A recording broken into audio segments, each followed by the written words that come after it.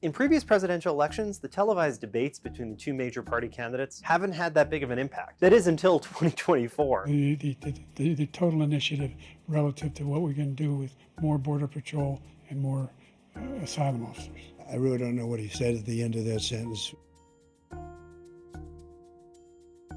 What we saw in the June debate between President Biden and former President Trump led to the end of President Biden's candidacy and a switch at the top of the ticket. All of this raises the stakes enormously for the first and possibly only debate between Vice President Harris and former President Trump. The opportunity to see her go toe-to-toe with someone who is a little bit unconventional, a little bit loud, and someone that the American people have seen on the national political stage now for 9 years. This will be sort of their first chance at seeing Kamala Harris in the same sort of venue.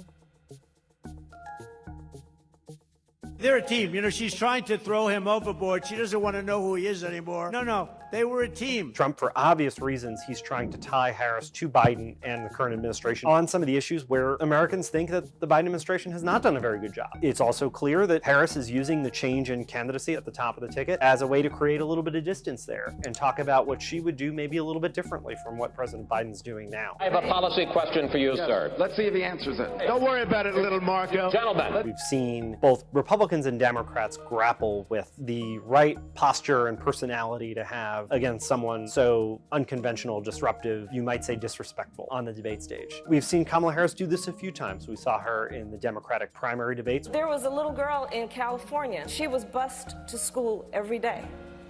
And that little girl was me. We saw her debate Mike Pence in 2020. And I want to add, Mr. Vice President, I'm speaking. I'm speaking. But we haven't seen her in a while, and we haven't seen her against Donald Trump. If you got something to say it to my face. Since she became a candidate, we've seen Kamala Harris really take a sort of bring it on attitude when it comes to Donald Trump. I took on perpetrators of all kinds. I know Donald Trump's type.